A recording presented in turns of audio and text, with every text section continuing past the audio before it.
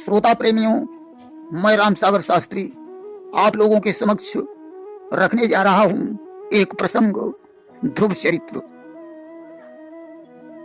देखिए, प्रियव्रतोत्तान पादौ शतरूपापते सुतौ वासुदेवस्य कलया रक्षायाम जगता स्थितौ। स्वयंभुव मनु और शतरूपा से दो पुत्र उत्पन्न हुए, प्रियव्रत और उत्तानपाद। भगवान वासुदेव की कला से उत्पन्न होने के कारण ये दोनों संसार की रक्षा में लगे रहते थे। उत्तानपाद की पहली पत्नी का नाम सुनीति था, जो आठों पहर अपने पति की सेवा में लगी रहती थी। सारा सुख साज होते हुए भी इनके कोई संतान नहीं हुई। दोनों संतान की चिंता में डूबे रहते थे। एक दिन रानी सुनीति ने उत्तानपाद से हाथ जोड़कर निवेदन किया, स्वामी, हो सकता है कोई मुझ में ही कमी हो, इसलिए आप अपना दूसरा विवाह कर लीजिए। बिना पुत्र के तो यह घर मरघट के समान लग रहा है। उत्तानपाद ने कहा, प्रिय, यह तुम क्या कह रही हो? अगर मैंने दूसरा विवाह कर लिया तो घर तो आबाद हो जाएगा, परंतु तुम्हारी बर्बादी हो जाएगी। उस खेत में पैदावार न हो जिसमें कि कांस हो जाता है। जिस घर में सौत रहे वो घर सब तरह नाश हो जाता है। जिस खेत में कांस उत्पन्न हो जाता है उस खेत में अन्न नहीं पैदा होता। जिस घर में सौत रहती हो उस घर का विनाश हो जाता है। सौत से मौत लाख गुना बेहतर है, जो एक बार ही आती है, परंतु सौत तो रात दिन छाती जलाती है। जिसने अपना दूसरा विवाह किया उनके घर का विनाश हो गया। इस चित्र केतु की अगणित दारा और रानी ने विषदई बालक मारा। चित्रकेतु की बहुत सी स्त्रियां थीं। एक रानी जब गर्भवती हो गई तो दूसरों को जलन हुई। उन्होंने जहर देकर उस बच्चे को मार डाला। सुनीति ने कहा, स्वामी, आप विवाह कर लीजिए। मैं अपनी सौत को छोटी बहन समझूंगी, नम्र भाव रखूंगी। मेरे और उसके बीच कभी झगड़ा नहीं होगा। राजा ने बहुत कुछ समझाया, परंतु सुनीति नहीं मानी। अस्तु राजा मजबूर हो गए और उन्होंने सुरुचि के साथ अपना दूसरा विवाह कर लिया।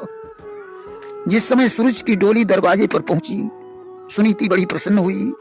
उसने सुंदर आरती बनाई और कुछ सखियों को साथ में लेकर आरती करने के लिए चल पड़ी कि बधू आगमन सुना सुनीति, सजवा कर आरती सप्रीति। संग सखी लई गावन हारी, अवाई द्वार मगन मन भारी। अब तो ज्यों सुरुचि ने सुनीति को देखा, उसने राजा से कहा, हे कपटी राजा, तुमने मुझे बहुत बड़ा धोखा दिया। जब तुम्हारे घर में एक रानी थी तो तुमने मेरे साथ विवाह क्यों किया? अब इसी में भलाई है, मेरी डोली को वापस कर दो कि नहीं हर जन्म भरऊं बर जाई, और कबहू न करऊं सबती सेवकाई। मैं अपनी सारी जिंदगी नैहर में गुजार दूंगी, परंतु सौत की सेवा नहीं करूंगी। सुनीति ने कहा, नहीं बहन, तुम्हें सेवा करने की जरूरत नहीं है। मैं स्वयं तुम्हारी सेवा करूंगी। मुझे सिर्फ 2 रोटियां चाहिए। तुम्हारे बच्चे की देखभाल करती रहूंगी। सुरुचि ने कहा, राजन, यदि मेरे कोई बच्चा हुआ तो यह गला घोंट कर मार डालेगी। इसलिए मुझे या लौटा दो या यह बातें मंजूर करो। मेरी आंखों के आगे से मेरे कांटे को दूर करो। सुरुचि ने कहा, महाराज, अगर मुझे रखना है तो इसे घर से निकालना पड़ेगा। इसके लिए कहीं खेत में झोपड़ी डलवा दो, जहां यह चिड़ियों और कागों को उड़ाया करे, और रात में इससे पिसना पिसवाया जाए। खाने के लिए इसे शेर भर ज्यों रोज दिए जाएं। अब तो महाराज उत्तानपाद चक्कर में पड़ गए। रानी ने पुत्र की कामना से यह सब स्वीकार कर लिया। अस्तु सुरुचि महलों में रहने लगी और सुनीति खेत की रखवाली करने लगी। महलों में सूरज सुशोभित है, रुचि के सब साज सजाती है। देवी सुनीति अब खेतों पर चिड़िया और काग उड़ाती है। एक दिन की बात है, महाराज उत्तानपाद शिकार खेलकर लौटे तो उन्होंने राजमहल के दरवाजे बंद देखे। अस्तु वे निराश होकर रानी सुनीति की झोपड़ी में चले गए। रानी ने उनका यथोचित सत्कार किया उसी रात सुनीति और उत्तानपाद का संसर्ग हुआ। रानी गर्भवती हो गई और 10वें महीने में उसने ध्रुव जैसे पुत्र को जन्म दिया। इधर सुरुचि ने भी उत्तम नामक पुत्र को जन्म दिया। दोनों के घर बालक जन्मे, दोनों की अच्छी शायत है अंतर जो कुछ दोनों में वह अपनी अपनी किस्मत है। दोनों का जन्म अच्छी शायत में हुआ, परंतु किस्मत में बहुत बड़ा अंतर है।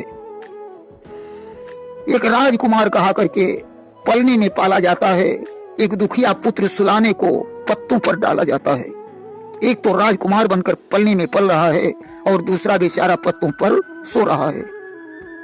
राजा के लिए दोनों पुत्र समान हैं। एकदा सुरचे पुत्र मंक आरोप्य लालन।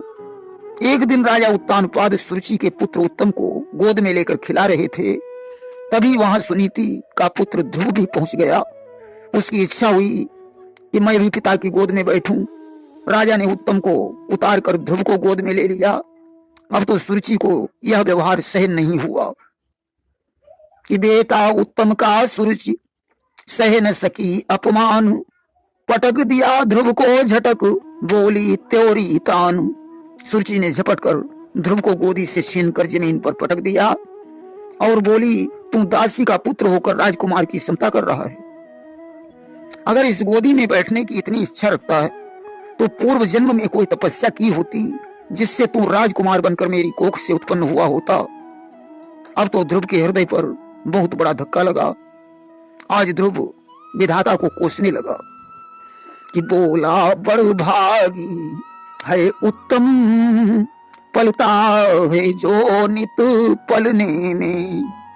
पलने में ही अब तलक पला, आगे भी पलेगा पलने में। ध्रुवलाल अभागा है जिसने पलने का प्यार न पाया है, पत्तों पर सोकर ही इसने यह इतना जन्म गमाया है। हे विधनाया ही करना था तो क्यों उपजाया था तूने, क्या इसी मृतक से जीवन में जग में जन्माया था तूने।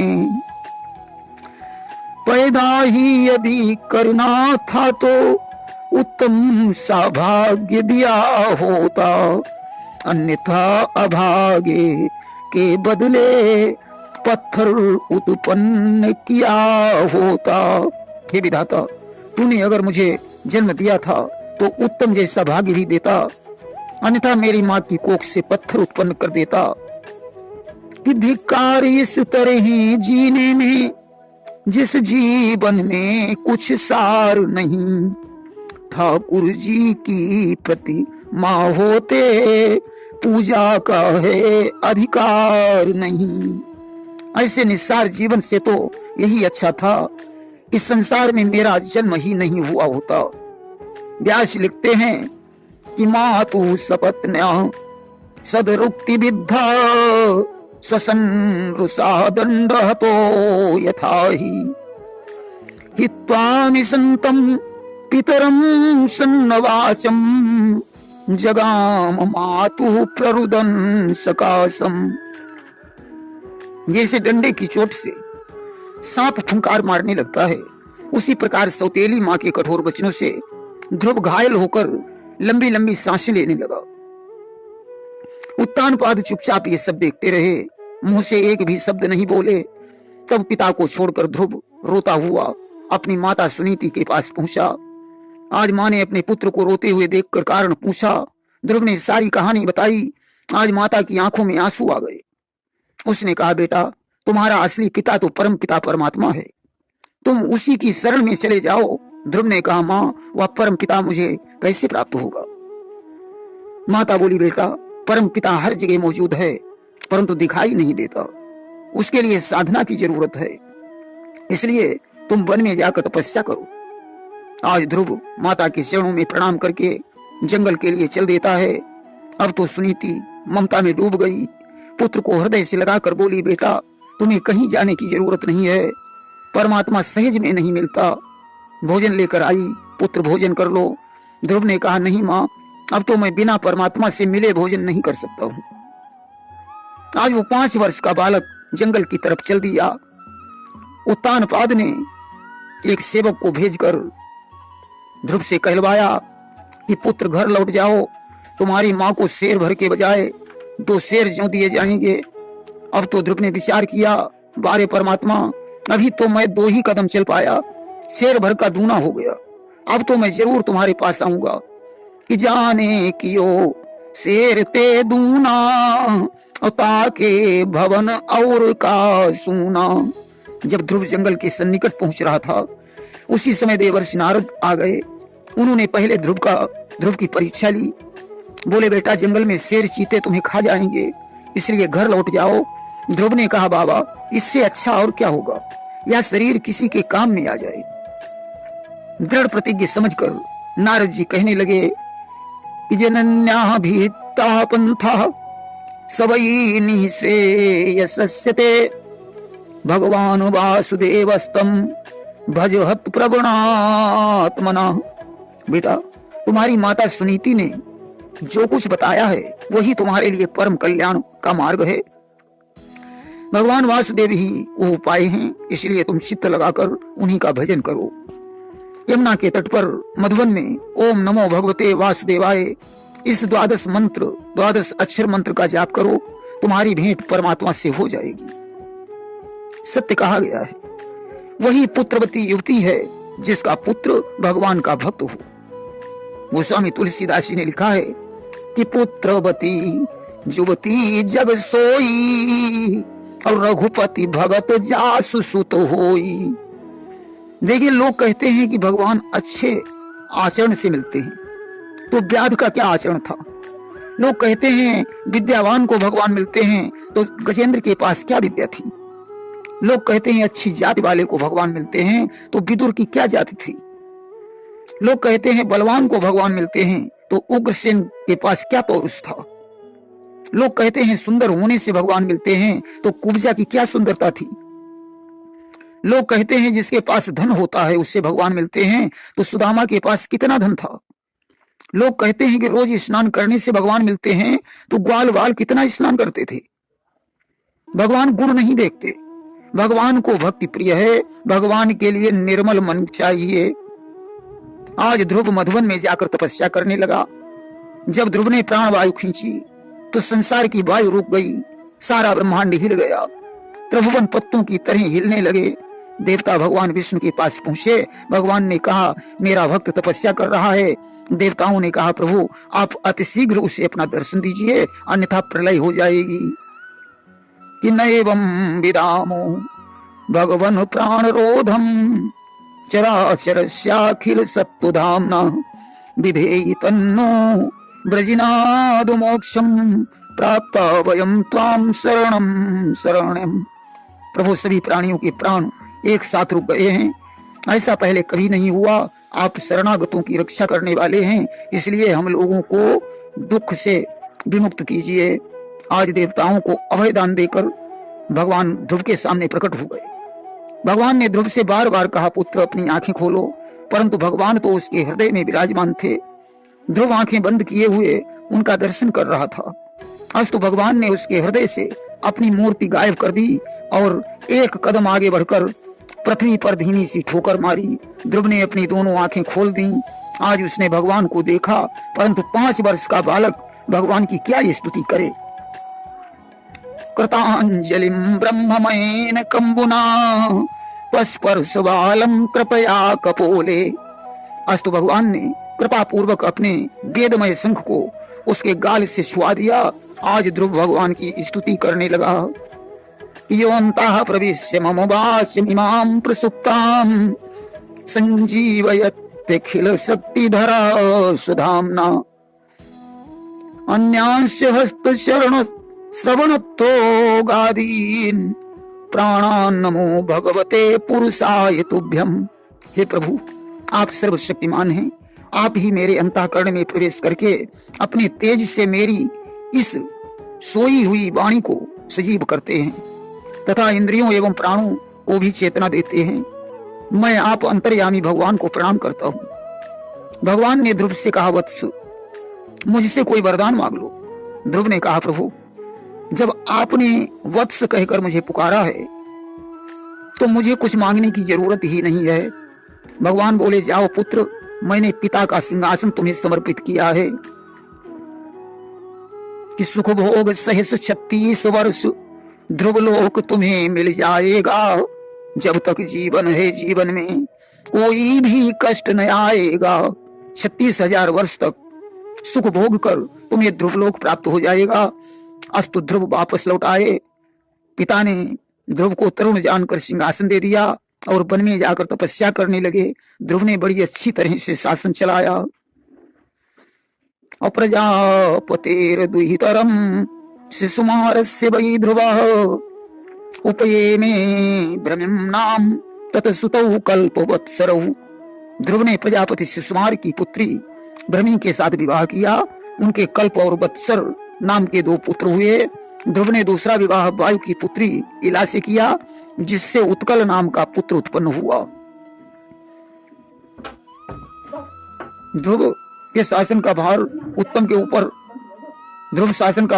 के ऊपर छोड़े हुए थे। एक दिन शिकार खेलने के लिए उत्तम हिमालय पर्वत पर गया, जहां यक्षों ने उसे मार डाला। उसकी मृत्यु से दुखी होकर माता भी मर गई।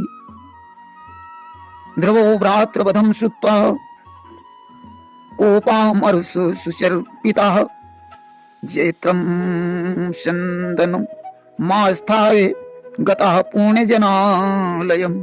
ध्रुव ने जब भाई के मारे जाने का समाचार सुना तो वे क्रोध, शोक और उद्वेग में भर गए। विजयप्रद रथ पर सवार होकर यक्षों के देश में पहुंचे। ध्रुव ने 1,30,000 यक्षों को मार डाला। अब तो हाहाकार मच गया। कुबेर ने ध्रुव का सामना किया। दोनों ने अपने अपने धनुष पर ब्रह्मास्त्र चढ़ाया। अब तो ब्रह्मा जी चिंता में डूब गए। वे मनु के पास पहुंचे। उन्होंने कहा, ध्रुव को समझाओ, अन्यथा प्रलय हो जाएगी। आज मनु ध्रुव के पास पहुंचे। उन्होंने कहा, बेटा सावधान हो जाओ, ब्रह्मास्त्र चलाने की जरूरत नहीं है। तुम दोनों के ऊपर कोई आंच नहीं आएगी, परंतु ब्रह्मास्त्र की ज्वाला से संसार नष्ट हो जाएगा। उत्तम को यक्षों ने मारा, तुमने उसकी सेना का संहार कर दिया। 1,30,000 यक्षों का संहार हो चुका है। कुछ गलती कुबेर की भी है, उन्हें इतना क्रोध नहीं करना चाहिए। अस्तु अब दोनों लोग संधि कर लो, यही अच्छा होगा। मनु जी ने आज संधि करवा दी। ध्रुव वापस लौट आए। धीरे धीरे ध्रुव ने जब माया जाल बढ़ते हुए देखा तो उत्कल को सिंहासन सौंप दिया और वन में जाकर तपस्या करने लगे। एक दिन मृत्यु ध्रुव को लेने के लिए आई। उसी समय भगवान के पार्षद भी विमान लेकर आ गए। ध्रुव ने पार्षदों से पूछा, मेरी विमाता नरक भोग रही होगी। पार्षदों ने कहा, नहीं, पिता और दोनों माताएं पहले से ही स्वर्ग में हैं। आज मृत्यु के सर पर पैर रखकर ध्रुव विमान पर बैठकर अपनी पत्नी सहित ध्रुवलोक को चले गए। प्रेम से बोलिए वृंदावन बिहारी लाल की जय।